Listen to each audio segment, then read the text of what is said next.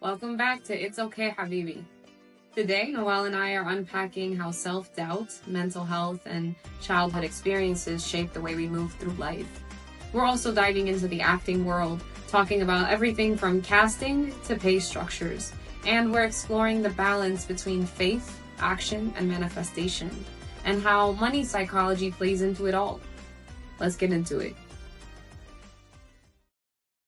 Episode 5. Here we are. We did it. Is it 5? Wow. I thought it was 4. Wow, Uh, 5. 4 is going to be posting on Monday. And yeah, we're scheduled out. Like we're actually ahead of schedule now. And you started Yay. our promo on Instagram. So little by little, we've been moving Back on track. back on track. Yeah. How you feeling today? I am feeling great after today. I've been having a great day between, the financial coaching thing that I'm putting out there and the podcast today. So it's been like a big day in general. A lot So, of comments on your posts. They're doing really well. I mean, yeah, I would say it's mostly.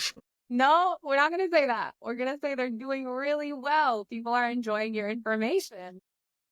I think they are. I think they're good.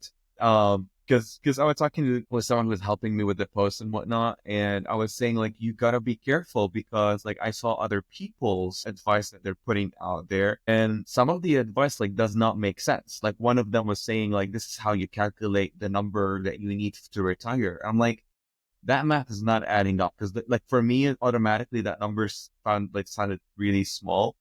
So yeah, we were just talking about that, but it's interesting because I'm excited to just put it out there and like see how people engage. I mean, I've been doing it for just, friends and family, just for fun on the side with like, I can help that person with their finances and whatnot and see how people like react and feel about it. So it's nice to be able to put that information out there. And I don't know if you saw my post this morning about if it's not today, then when? So I just love that. I was like, yeah, you know what? Let's go. It's just fun. So here we Yeah, are. I think as one of the people that you help with finances, I know I can't wait for other people to work with you because you made it so easy that even like, I know you told me like, we still need to meet on Wednesday or whatever, but like I kept analyzing through the formulas that you made automated in the sheets. And I was like, Yeah. okay, I took my timeline from 4 years to 14 months. And now when I sit with you, you can actually add like your brain to it and let me know if I'm making sense or wishful thinking, but really am enjoying it. And the other thing I was going to say is I think a cool marketing idea might be like for that video that you're like that the math isn't mathing. Like I could see you doing a stitch like kind of thing where you put their advice, like their one sentence, and then say, no, that's not right. And then explain why.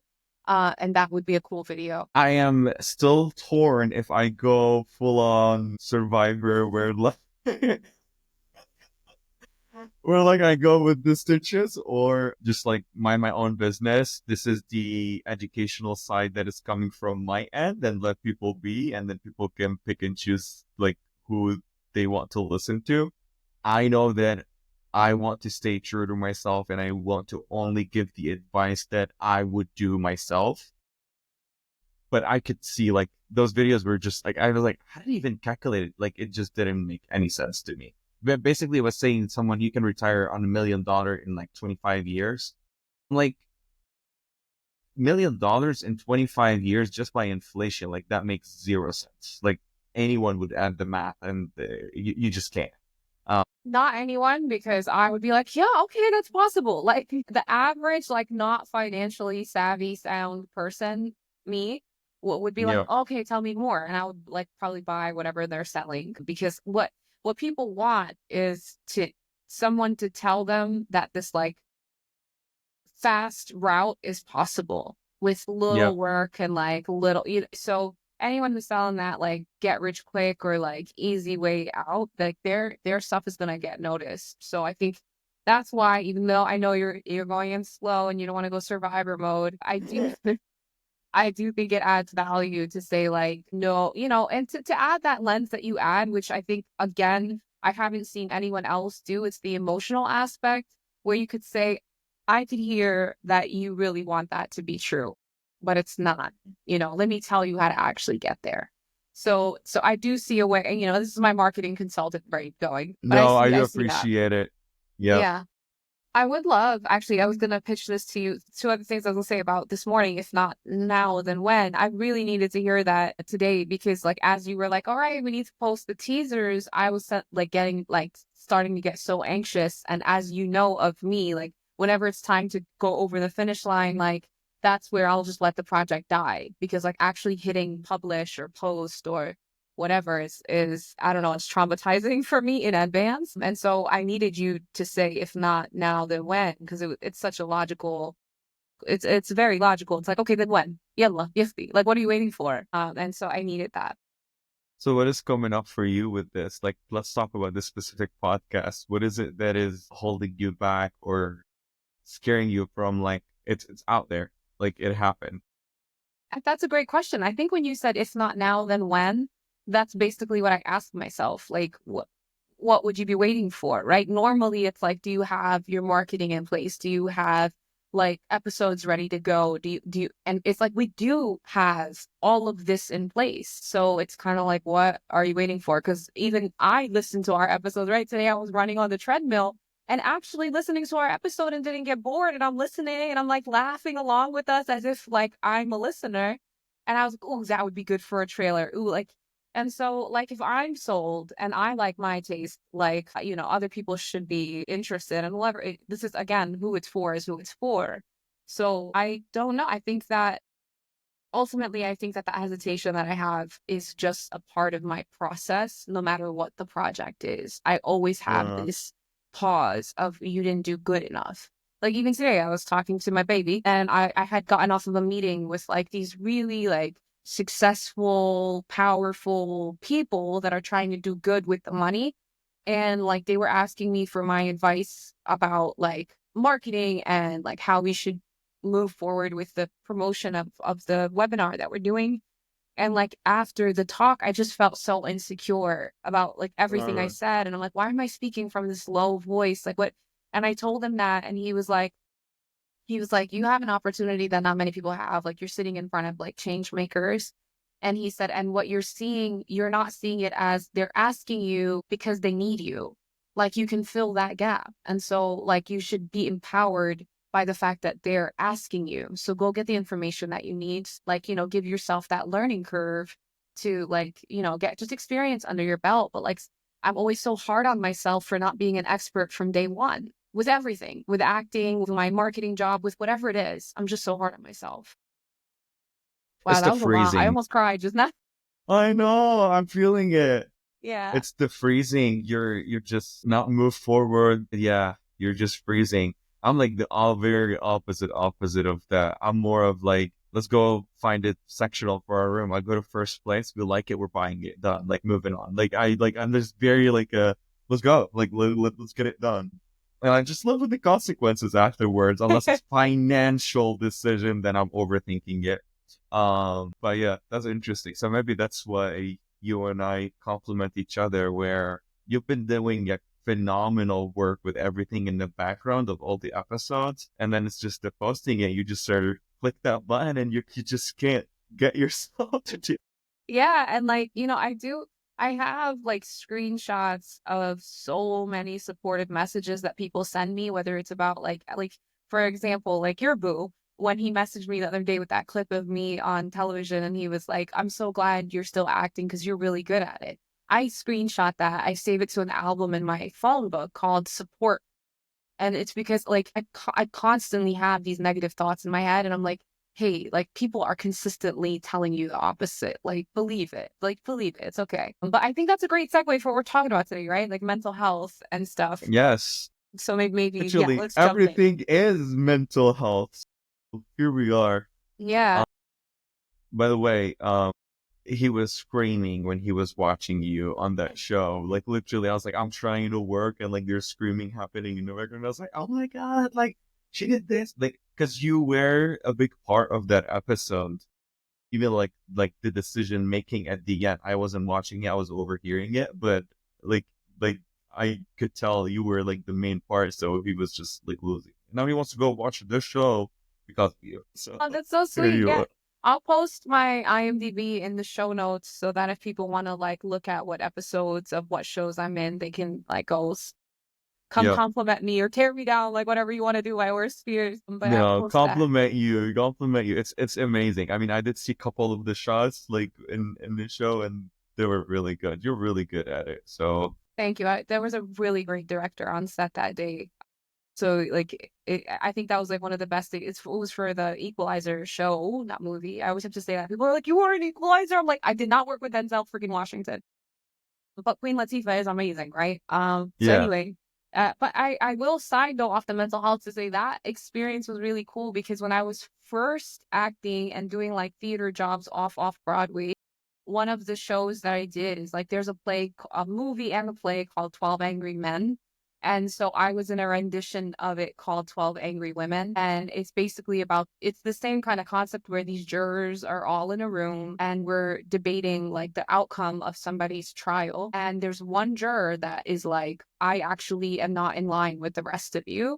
And then like minute by minute, they go over the case and then they like basically create reasonable doubt. And so I played that juror like years ago off Broadway, and so cool to kind of do a different version of that and then on television.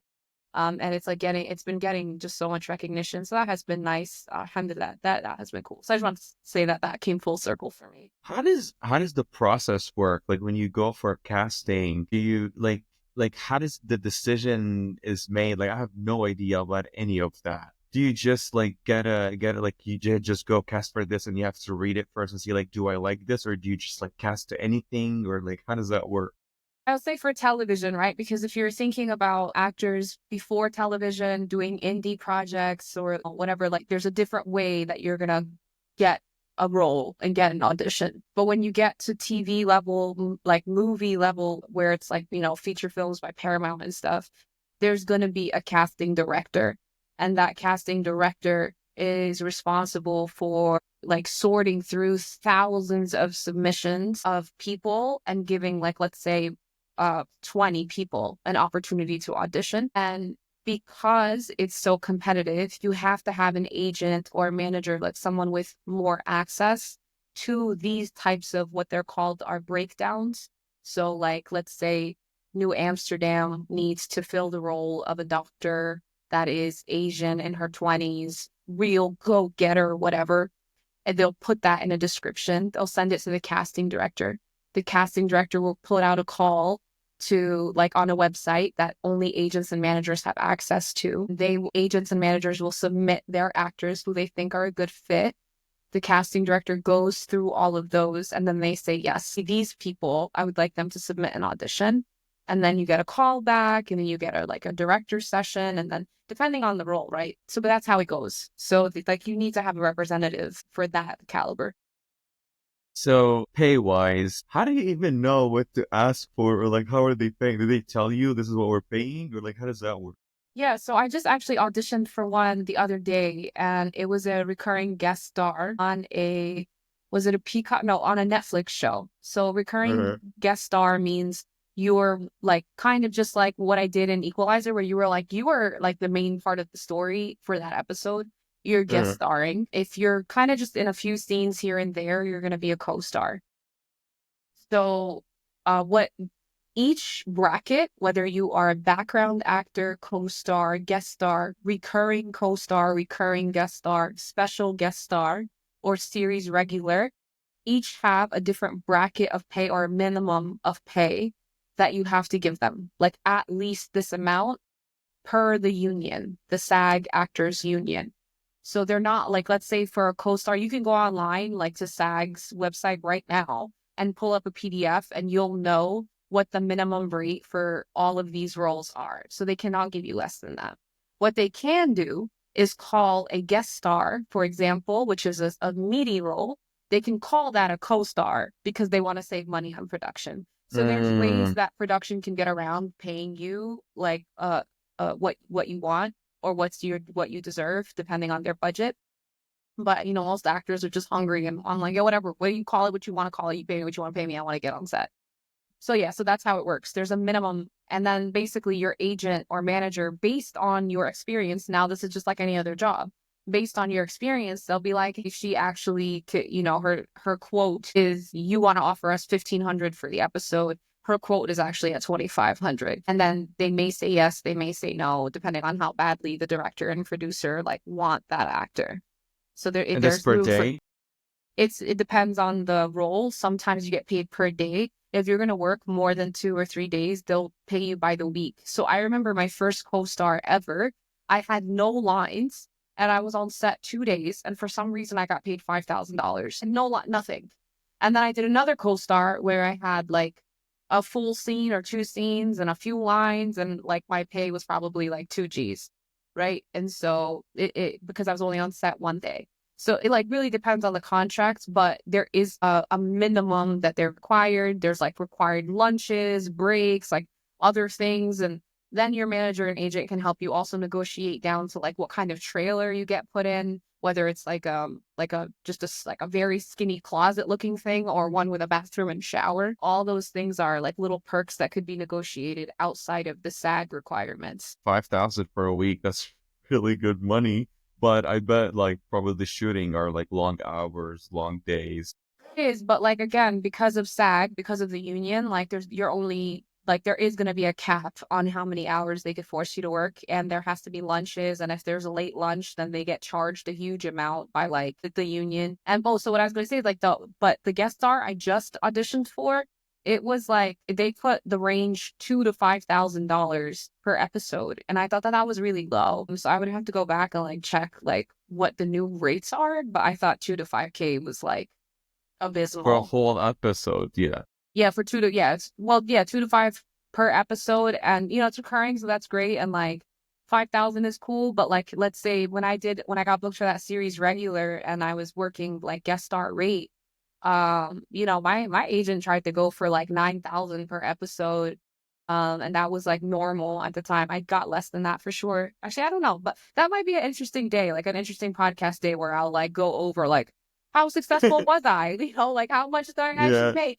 Because those are like questions I get all the time. Like, how much did you get paid for this? What did like, what was that like? So I'm sure like people like to know, and I'm very open about all that. I'm like, I'll show you the contract right now. Like, I have no qualms about it. I mean, I never thought about it, but now that you're speaking, I was like, yeah, they do film long hours, but then like you hear like an actor would get like whatever, $60 million per movie or whatever that number is. So like the number is really high, but you go back to see how much it took him or the work that went behind it. Sometimes it's like 7 to 8 months of straight, I don't know, 16 to 20 hours filming a day or something like that. Like it's crazy. Maybe I'm just over exaggerating, but that's what I hear.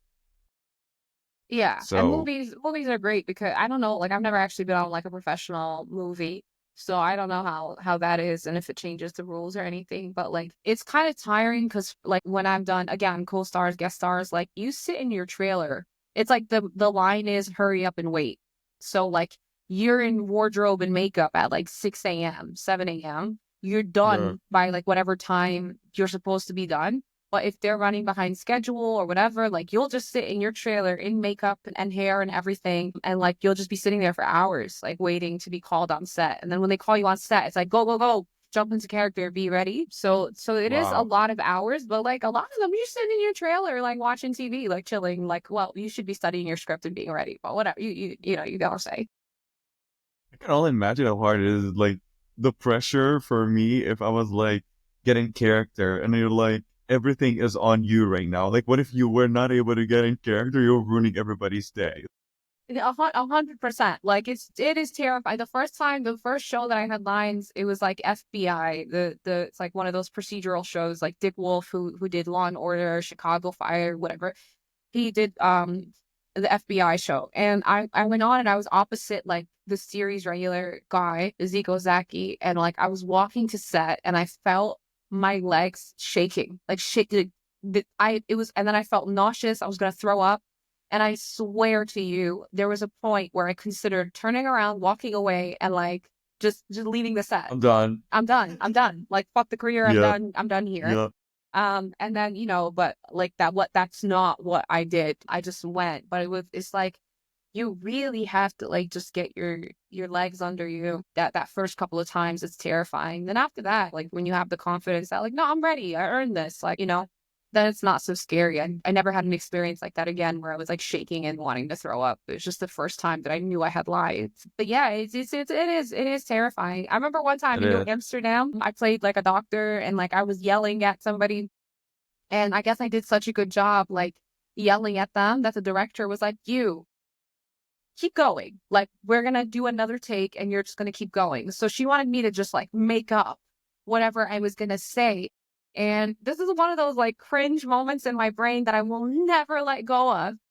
So she calls action and I'm like, that's the whole point. No other words came out.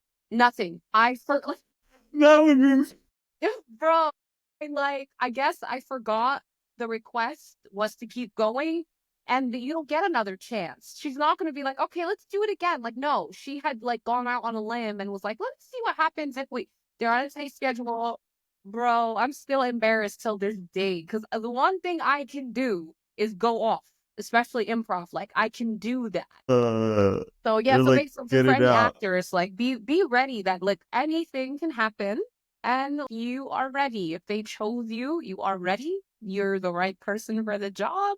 Calm the hell down and do your job. I mean, to be honest with you, the more you learn about it and understand, usually people have like a 40-hour week or a 50-hour week and they feel like, oh my God, this is so much work. Like I'm done. I need work-life balance. Da, da, da, da, da. And then they're getting paid. I don't know. I mean, each position and job is different, but let's assume $50,000, which is like the median or whatnot.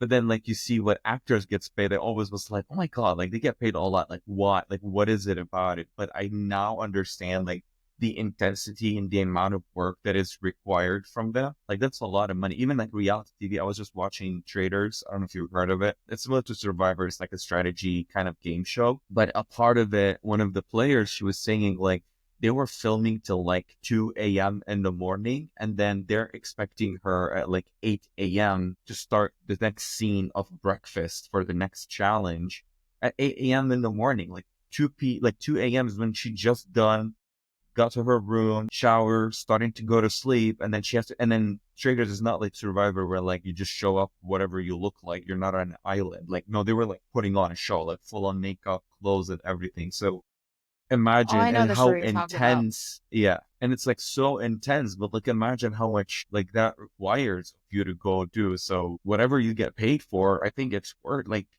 people deserve that money because of the amount of work that is expected of them, plus they're like leaving families behind, their life, like they're literally cutting everything out, go do this and come back. Not everyone can do that, and that's where the money comes from, similar to like a traveling nurse. Like you get paid more because you're literally leaving your family, you're going to travel. Like how many people actually are willing to go do that? Not a lot. I mean, I know there's probably a lot of actors who want the role, but I'm saying compared to the whole world, that's why it pays more. At least that's my analysis of it, but Yeah, I I could be wrong. actually thought of you the other day because, and I don't think Survivor and Love is Blind are the same at all, but there was like a podcast that one of the guys from Love is Blind, like season 2, I forget what country, could have been the US, could have been UK, that he had said that they got paid $1,000 a week for 8 weeks. And I was like, that's absolute trash. Because Wow. you don't have your cell phone. Like you said, it's all these big changes. You're on camera the whole time. Yeah, And so, but the reason that's is nothing. that's nothing. But the reason that they're allowed to do that, the producers of these like reality shows, at least like from Love is Blind, I don't know about the rest of them, but it was this big conversation because they're not union jobs. They're not being paid Mm, W-2. They're being paid as contractors.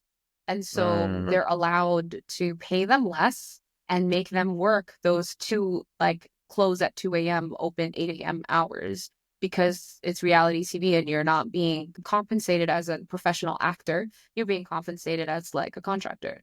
And so mm, it actually sucks for reality stars. I have no idea what the other shows pay, but that he's like suing.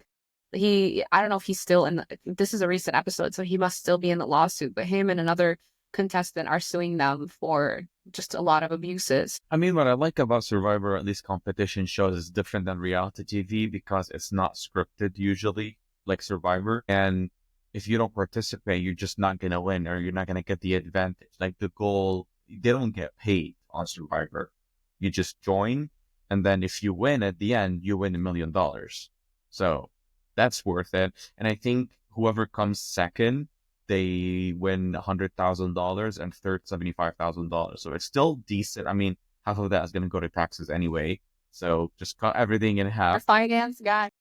Yes, but still, it's still decent money. And I guess the point is they can ask whatever they ask me, but it's not like the person who was talking about traders. She was on Survivor and then she said traders was so much more intense than Survivor. Survivor is a struggle when it comes to like there's no food, you're on an island, you're facing the elements, starving, blah blah blah, and doing the strategy of voting out and all of that.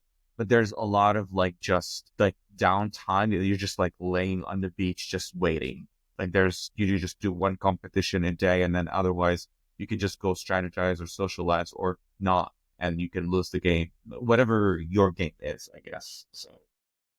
Yeah, I would love, I was gonna say this. I would love, so I'm reading this book for work called the like Financial Activist Playbook. And I haven't really dug into it, can't really talk much about it, but I do think the future episode we should do finances, maybe do like use cases, like some examples of stuff. Like I would love to like talk more about this stuff. Yeah, I think that would be fun. Yeah. Like I was just gonna tell you this actual offline. examples.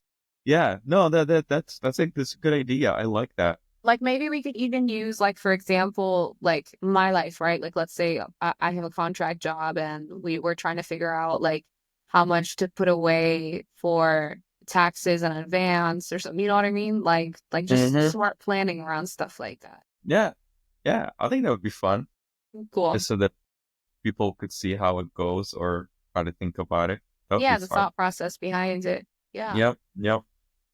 I wanted to tell you something. You need to watch Wicked, or we need to watch Wicked together because it is so high on my list. Every time I listen to the music or whatnot, I keep thinking about you and I see so much of the main character in you. And I'm like, I just need you to watch it so I can discuss it with you because you're going to relate so much to it. That's just at least what I think. So I Okay, was my listening to it homework this this week. morning.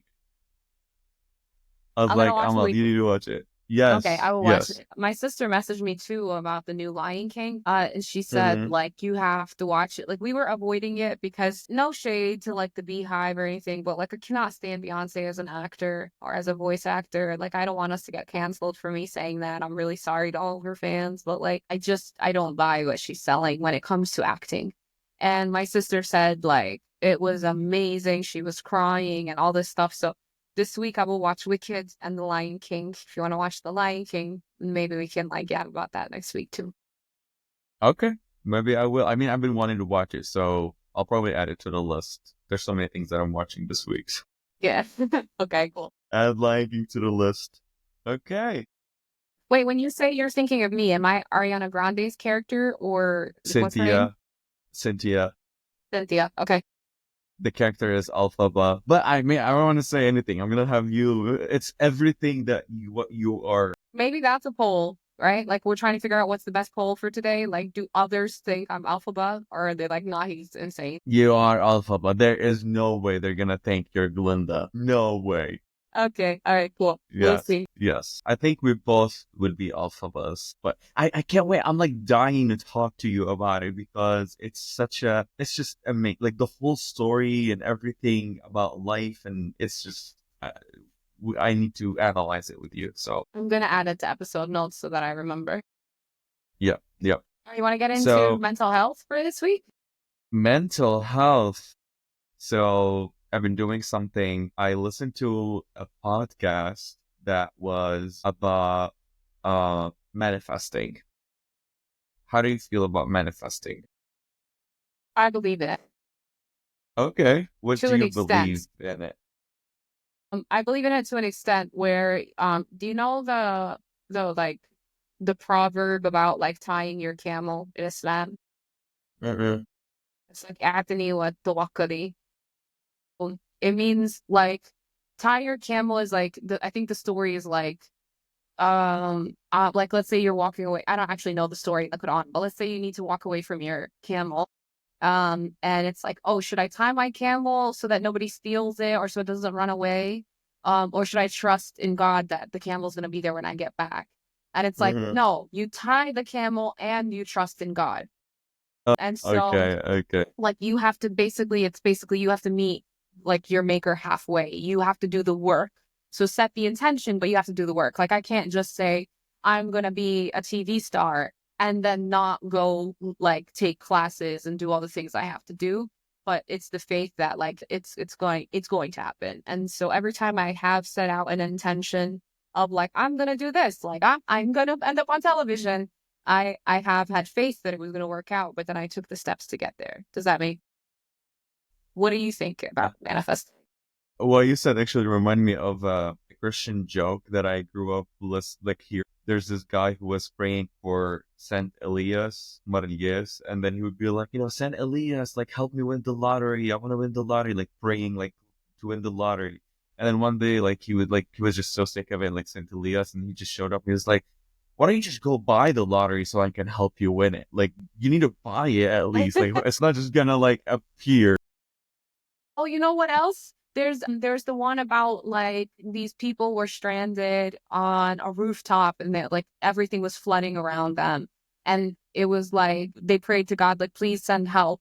And then like a boat came and they were like, no, God is gonna save me. And then a Yeah, how yeah, this came and God is gonna save me. And then like the fire department came, they're like, God is gonna save me. And then they died. And when they went to God, they were like, why didn't you save me? And he was like, I sent you a boat, a truck, a this, and you didn't take any of it. Which yeah. I don't think it's the same thing, but it's kind of that. It's like you also gotta like look for like take the The help or look for signs. the signs, yeah, and like do the work basically. Like I'm gonna send the help, but you gotta get in the freaking ship. I mean, for me, manifesting is, I believe in it. I don't practice it as people might think you like just sit down and like say it or whatnot. But I am now getting educated about it because I literally, like, I'm talking about like a week ago, 2 weeks ago, I listened to a podcast about a neuroscience doctor who was actually, he teaches it and he's a coach on manifesting and he was explaining how it works. Um, but I always believe that saying it or putting it out there, like we attract to ourselves. I mean, that neuroscience like that doesn't like the word attraction, I guess, because it doesn't believe in attraction. But it's basically the way he explained it is that the only way manifesting. So you have to figure out what is your purpose in life. Why are you doing what you're doing and why are you wanting what you're asking to want? And if what you're wanting is to serve your own purpose, you're not going to get it because that's not how manifesting works. And the only way it works if actually you're asking it to be of service of others or help a bigger cause that is beyond you. So if you're just manifesting, I want to be rich, I just want to be rich. Why do you want to be rich? Because subconsciously, if I am more rich, I have more control. I can, order people. I can do this, like whatever. Like it's coming from fear and like all your traumas that being rich gives you that safety and whatnot is very like self-serving versus I want to be rich to be able to open this organization so I can help those people or I can, do this thing that will help it. So if it's always about give me so I can give back, so I can be of serve or whatnot, this is how it works. So you need to always focus on a bigger purpose than what you get out of it. It just comes through you and out to the universe. And I love the thought of that. I really like the idea and I do believe in it. I know there's a lot of religion who believes in miracles and like miracles comes from God and God, would help this person or not that person. That part I can't wrap my head around. So I think I believe at least that manifesting work in that way too, where like if someone gets cured, it's because they manifested that or like they made it happen to themselves. So I say that to go back to psychology is what that neuroscientist was explaining is to be able to get to a place where you can actually start working on manifesting, you need to actually deal with your own trauma that is coming from your childhood. So you need to go back to your childhood, see what those traumas are, because those are actually sitting in the way of you actually moving forward to the life that you want to create, because they're sitting in your subconscious. Even though you're wishing or hoping or asking for what you want, you're not going to actually get it, because there is subconsciously negative thoughts and ideas that you believed about yourself from your childhood that is affecting that. So I've been for like 3 weeks. I have my own like journaling every day. And it's been amazing to just go through the layer of why do I believe, like what you were talking at the beginning, like you said, like you froze. Why do I freeze? Where does it come from? When was the first time you froze? What was it in your childhood? And like digging deep and deep and deep. And now you have to kind of challenge that as to, so what happened if I don't freeze? What is it that is freaking me out? And then once you see that whatever that happens is not really a bad thing or is not the end of the world, you start training yourself to like unfreeze from it as you move on. I mean, the freezing is just one of the examples, but I'm talking about anything else that you may be fearful of in your life. And I just love diving into that psychology side of it and unwind what's going on in me. So, I don't know how deep you're willing to get here, but like, what have you discovered? Like, what's an example of something that, yeah, like let's read an entry. You want to read? Yeah, I don't mind getting deep into that. So I got to, after like literally like, I don't know how many pages I've been Oh, writing like and writing. good. It's a lot, but what I got to is right now, new beliefs. So I have to like recreate the new beliefs about yourself. So this is me right now opening up about the main 4 fears that I believe that has been hiccups in my way and to change those beliefs. So number one, I'm not qualified enough. That's usually what I find myself telling myself when I start a new job or something that is new, that I don't have the full knowledge of it. I find myself in the moment thinking that thought and scaring me from moving forward. So basically now you have to shift it as you're picking up on that and say, I'm capable and my ability to learn and adapt is my greatest strength. So you're shifting it from I'm not enough, or I don't know how to do this, or I don't have the knowledge to, like, you've been through that in the past and like this is where you're at. Another one is I have to be perfect to be accepted. If I don't succeed financially, I failed at life and people judge me, so I have to overthink every interaction. Those are like the 4 main patterns that as I was writing, I noticed that it goes back to. Um that I'm trying to work through breaking out of it. But it's been fun. Wait, how did you get these questions? What's guiding your process? So it was all starting from, so he gave you like basically like the question that you start with to Who's go he? through your I need to find him. I'll drop him later on. Oh, I it's like forgot it's the just like name of a the thing you're doctor. doing online. So it's the doctor that I listened to the podcast that he was saying that and he explained how do you go back to it. But I took that and I kind of broke down even more where to go. So you start with what created your negative self-thought, exploring childhood memories, early childhood memories, and messages from authority figures like parents and teachers. So it's going back, like diving deep into how did your parents perceive you? What did teachers tell you when you were a kid? And then how did that resonate with you? Did you have friends when you were a kid or not? If not, do you feel alone? Are you scared of being alone? Etc. So you dive into like all those details. Compare them with others. Like, did they compare you to others? Like for me, I was compared to others. Like I remember when I was a kid, like I would come in like second or third in class. My mom would be like, "Why not the first?" Or "Why are you not doing this, that?" And I know it's not coming from like a bad intention for her. It was because that was her way to encourage me to go be better because you can be better. But it creates that, unintentionally for a kid where like you're always comparing yourself to get validation or whatnot. Yeah, and that's like a super brown experience. Like there's Yeah. that guy who I think we've sent his comedy to each other where he like pretends to be his parents and then like he got like a B and then they're like, "Oh, so you want to live on the street then?" And it's Yes, like yes. but yeah, and it sucks. But again, I think that goes back to, how I always go back to systemic issues. there's like this huge pressure on them to get us to succeed because they're starting over, and like it has been so hard because of war, migration, blah, blah, blah, blah. So for me, I'm very forgiving of all that. But it is important to get back to the root of it and be like, damn, that's still having impacts today. Like, Yeah. I still think I cannot get an A minus, or that the grades even matter in the first place. So I think it's amazing that you're doing that process. I actually had like this life coach that I was working with like last year. She was like starting her business and was doing like complimentary like sessions. And so I did a bunch, and exactly what you just walked me through is what we did. Mm-hmm. And it's so interesting that like a lot of my limiting beliefs were yours. And one of them, I think, it might have been the second one that you said, but it was like, I have to do, I have to be like qualified. I have to earn my compliments.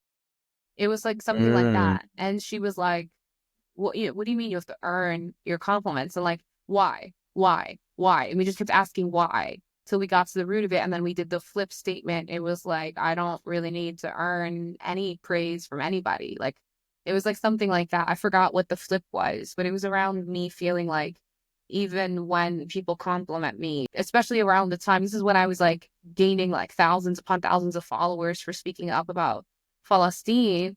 And I felt like people were like telling me like, you're so important and you're doing so good. And I'm like, stop saying those things to me. I'm not doing anything. I'm doing the bare minimum. And it was like freaking, even now I'm triggered, like stop. And so she was like, what is the earning? Well, like, when would you have earned their praise? Mm. So anyway, yeah. So I love what you're doing. I love what that doc is talking about. And the fact that you're doing it on your own again is a testament to like how much of a self-starter you are. Like, I needed someone to hold my hand, and then I forgot the whole exercise. You know what I mean? And you're like, you Yeah. have pages of notebook ready to go. I never done that before. This is really very old, new to me. And it was like, yeah, let me take the time and actually dive into it. And it's actually been really interesting, even if like I'm doing it on my own, but literally every day I'm just doing one page and like writing with a pen. You know how hard it is to write with a pen? I don't even know how to write with a pen anymore. Like, it's just like I'm talking about like physical pain. By the time that page is done, it's just crazy. Like, I live in a world where like I don't even write anymore. So it's been like really a different experience to go through that. But it's so interesting the things that I'm noticing, because like one of the biggest highlights that I noticed is first impressions are so important for me. And I never understood why. Like, why do I, when I first meet someone, I, I might go out of my way to make sure that they're comfortable or all of that kind of stuff. And then I had to go back and unravel that. And it took me back to like when I was 10 years old. I remember when I was in school, um, there was this, guy that I wanted to be friends. There's this kid at my class that I wanted to be friends with, and I remember like they just used to avoid me. And I just didn't. I was just like, they just don't want to be friends with me. Like, moving on. And then like one time we did hang out for like 30 minutes or whatever around like the recess time. And then by the end of it, he said, "Actually, you're a really cool kid. I mean, I just didn't want to hang out with you because I thought you might be gay." That was the first time that I actually learned what the word gay means. And I was like, "What do you mean?" And I was like, "What is even gay?" It's like, gays like guys who like other guys. I'm like, why would guys like like the whole, like I was this oblivious. Like, I had no idea what that is, but that was the first time that I heard it.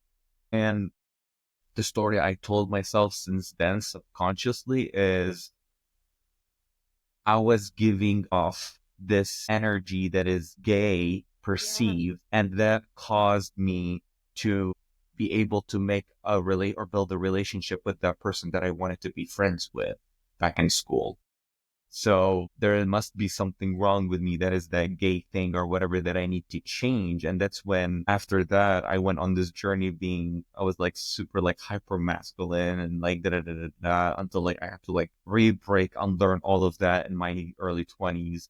But I still carry it until today, because that first impression, am I sitting too straight? Am I too gay? Like, I have to like kind of battle myself on the inside on like how gay do I want to sound, how am I speaking, and then like I wrote down like there's different stories similar to that were confrontational like that, and none of it was based on factual thing that I did or said about being gay. It was all about my mannerism because it was more effeminate. So going back to last week's episode, I believe it was perceived as less than a man because it was feminine. I have to be more like, who set those rules? I don't know, but this is how it affected me. It was just, I just was being me. Like, no one taught me any of that. It was just, this is just how I speak and talk and walk. But it creates this cycle that is crazy and you can like never get out of it. So it's been Were interesting to look into it. any of your statements that you made, I'm sorry that I forgot, but like which of them or any of them connected to that memory or around like, your presentation? Or are you saying it's the one about I have to make people feel comfortable? No, it was the people judge me, so I have to overthink every interaction. Yikes. What's the flip? The flip, I am enough. I don't need to prove my worth to anyone. Yeah, I love that. How did that But feel? Yeah. it felt so good. What felt even better before that, I literally cried as I was getting to that because there was a question where like, there's nothing wrong with you. There's nothing wrong with you. There's like that. And then I remember writing down, where was that I wrote down? I forgot where it was, but it was basically me getting to talking to myself and say, you are not broken. You've never been broken. Yeah. There's nothing wrong with you. And honestly, since that moment when I was 10 years old, I think I've been like battling the, like, you have to change that. And I bet everybody who's listening now has battled something that they're changing. I don't want to look poor. I want to look smart. I'm not pretty enough. I'm fat enough. I'm whatever we're battling. That was my battle. It was like, I want to be more masculine or whatever, so that if I'm not too feminine, people will accept me. And if they accept me, so that was the battle of the first impression. But the flip side of it now is the new belief that Creed is, I am enough and I don't need to prove my worth to anyone. I love So that. I hope that like if someone is listening to this, that they do this exercise of trying to maybe we can provide that resource that so that they could be guided through the process. yeah, I would love to. I mean, it's been awesome to go through it. So I can send the whole questions that I followed, and it's honestly been amazing. Therapy is just amazing in general, like even through this or with a professional, however you get to it. But I feel like a lot of people just keep going through life and never take that moment to do this or go see a therapist, and they keep struggling. And we watched it with Mo. Like, you see it every day where people don't even like Mo's decisions, he kept making them in the show based on his own story that he was telling himself, and he didn't want to face what's really going on. And if he only just did that, it would have been so much easier. You know what I loved about what his mom said too? Because like I was having that talk with my boyfriend like the other week too. Like I was like, you know, people don't always lie because they're cheating, right? Like you could lie because you're ashamed. You could lie Mm-hmm. because like you're just afraid to, you know, whatever it is, like it's usually out of shame. And I was like, it doesn't always mean that something sinister is happening. It just means that you are not ready to speak that truth out loud, or you're not ready to speak that truth to that person because you don't want them to change the way they see you. And so we were just talking about that, and we remind what you just said in about Mo. I remember the mom told the girlfriend Maria. She said that's how he feels like he's honoring his dad, like to protect us to the point that he keeps the truth from us. He shelters us from the truth because he thinks he's honoring his dad that way.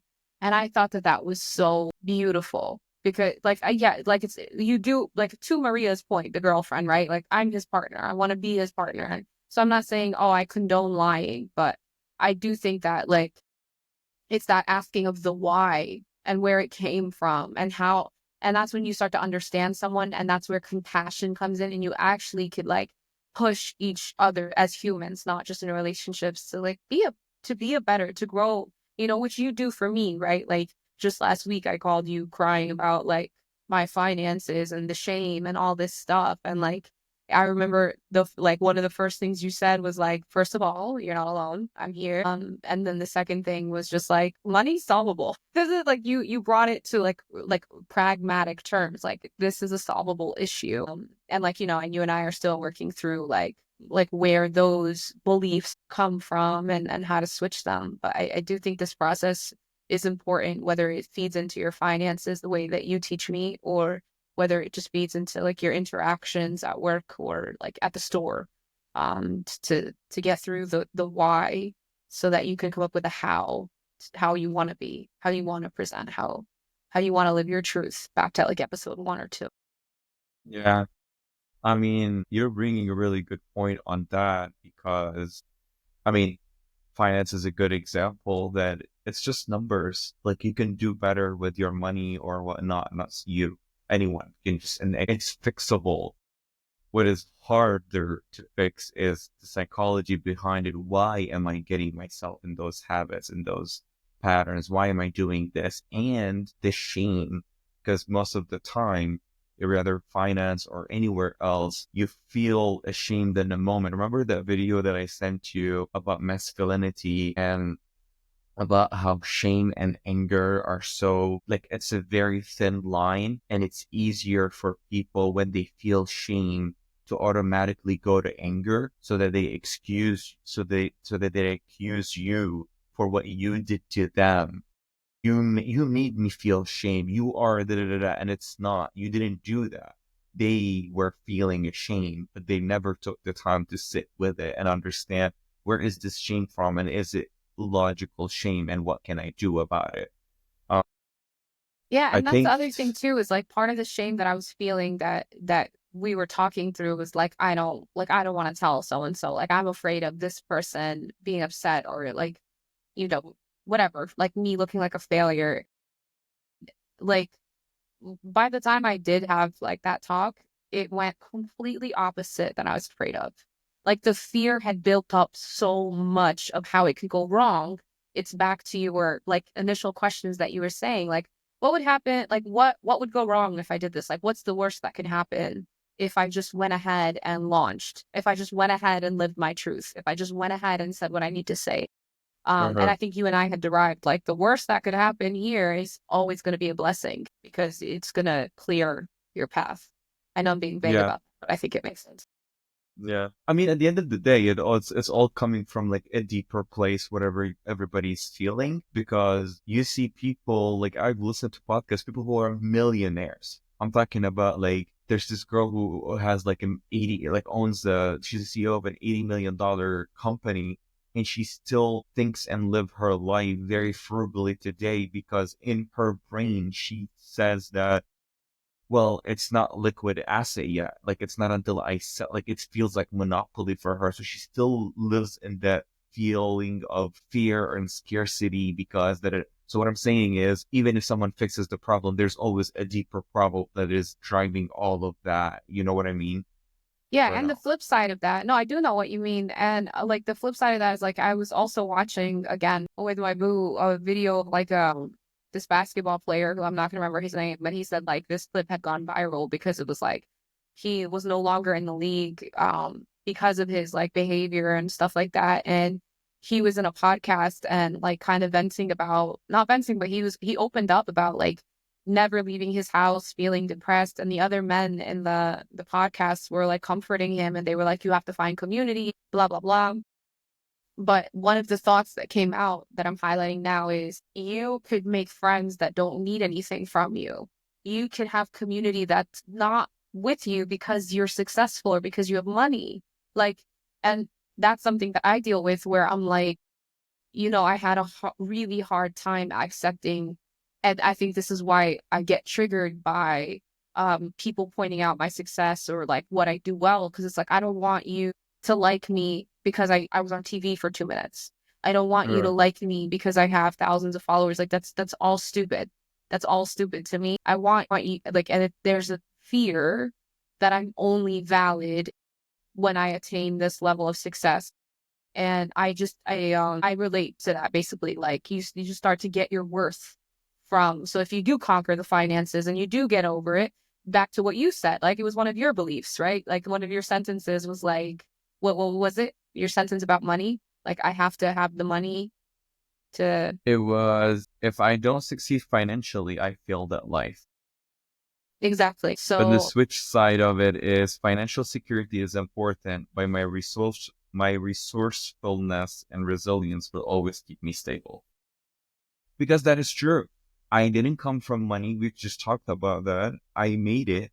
Why am I so scared of losing the money? And it's so unrealistic. It's not logical. And I mean, we've talked about it. You know, my financial situation where like, even if I lose my job, like I'm okay for a period of time, which is what I recommend, save or whatever, blah, blah, blah. It doesn't make any sense that you would not be hurting, yet let's go you're over that still really quickly, just scared as of a it. let's go over that financial tip of like how much money should you have, or like how many months should you have saved up in case of emergency? I would say a minimum 3 months. The best situation is a year. So if I know a year is not reasonable for most people. So that's why I usually start with 3 months. 3 months is a good time. 6 months is amazing. Anything beyond that, I mean, is great if you can and you have the money, but 3 to 6 months is a perfect place. The reasoning for me is 3 months is in case expenses came up, something broke a car, something that you need to do that you're not really struggling financially. And 6 months, it gives you time in case you lost a job.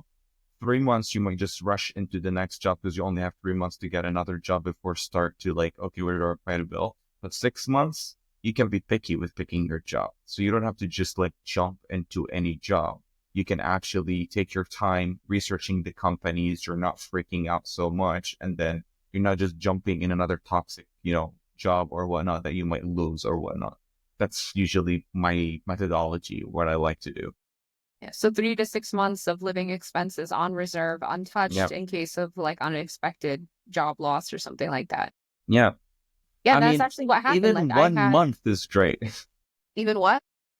Even 1 month is great. Like most people can't. And I tell them like, just start with 1 month. Just 1 month. Whatever your cost is for that month. Let's say you spend $2,000. You spend $3,000. Just save that $3,000. Put it on the side in case you break a leg tomorrow and you can't go to work, especially if you have someone whose work is like a waitress or server or something that physically you have to be moving around to get the job done.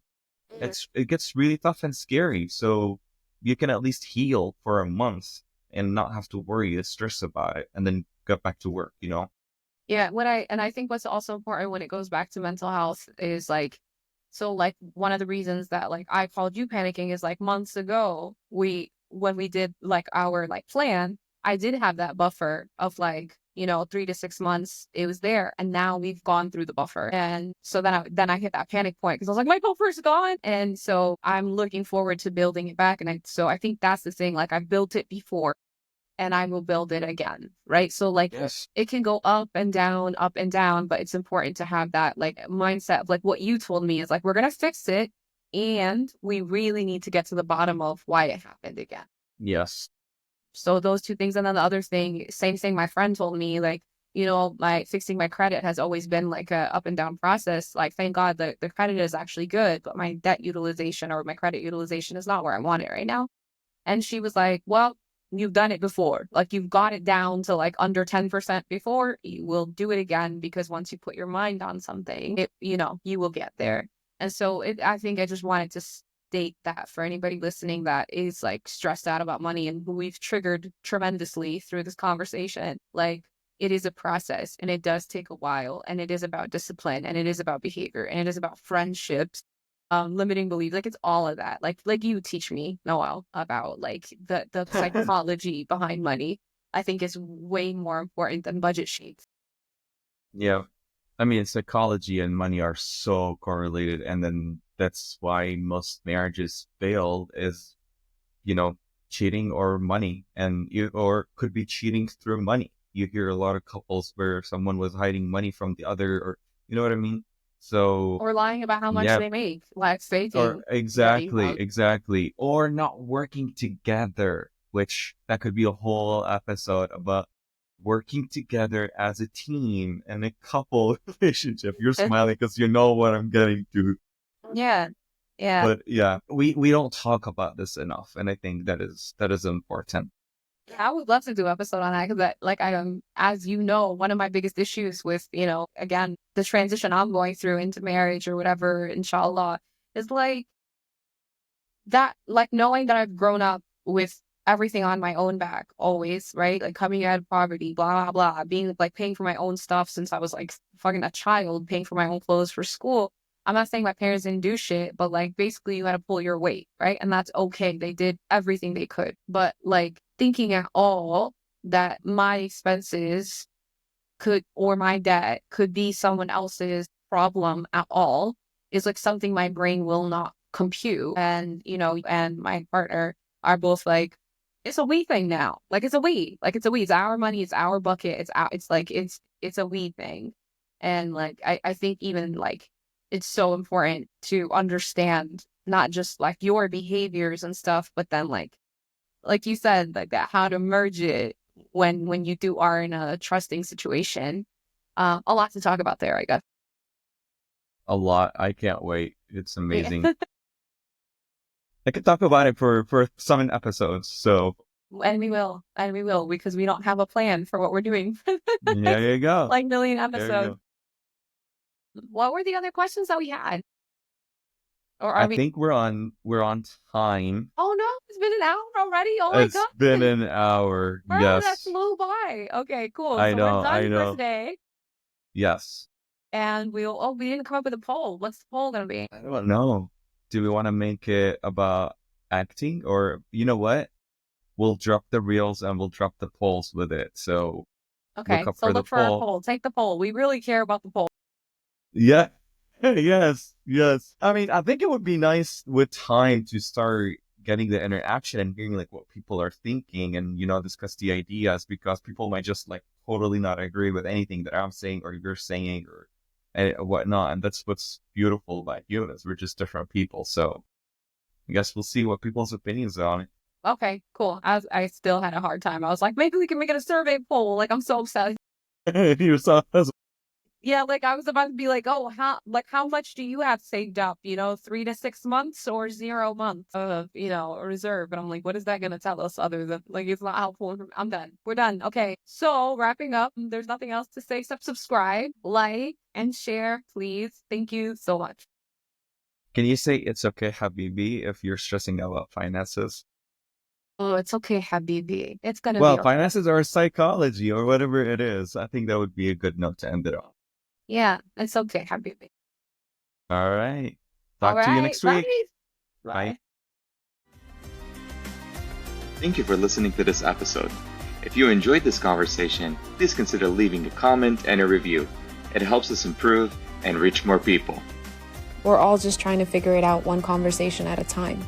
So go easy on yourself. Trust the process. And remember, it's okay, Habibi.